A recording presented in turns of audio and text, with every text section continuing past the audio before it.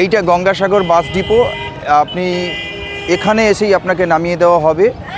এখান থেকে আপনি পায়ে হেঁটে মন্দিরের দূরত্ব 1 কিলোমিটার, 7-8 মিনিট টাইম লাগতে পারে এটা।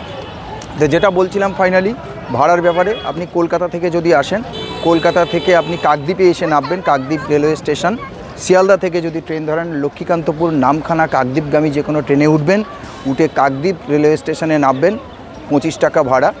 কাকদ্বীপ রেলওয়ে স্টেশন থেকে টোটো নেবেন, টোটো নিয়ে আপনি লট নম্বর 8-এ আসবেন। লট নম্বর 8 মনে রাখবেন, লট নম্বর 8।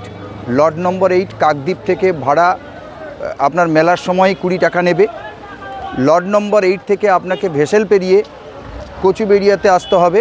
এই ভেসেলের ভাড়া মেলার সময় নেবে 50 টাকা, এবং কচুবেড়িয়া থেকে আপনি বাসে আসবেন গঙ্গাসাগর, ভাড়া 40 টাকা। তাহলে আপনার টোটাল ভাড়া হলো ট্রেনে শিয়ালদা থেকে কাকদ্বীপ 25 টাকা, টোটোতে 20 টাকা, 45 টাকা, ভেসেলে 50 টাকা, 95 টাকা, এবং বাসে 40 টাকা। তার মানে 135 টাকা। আপনার যাওয়া আসার খরচ পড়ছে 270 টাকা। 270 টাকা আপনার কাছে হাতে থাকলে আপনি গঙ্গাসাগর মেলাতে চলে আসতে পারেন, কারণ বাকি কোনো খরচ এখানে নেই।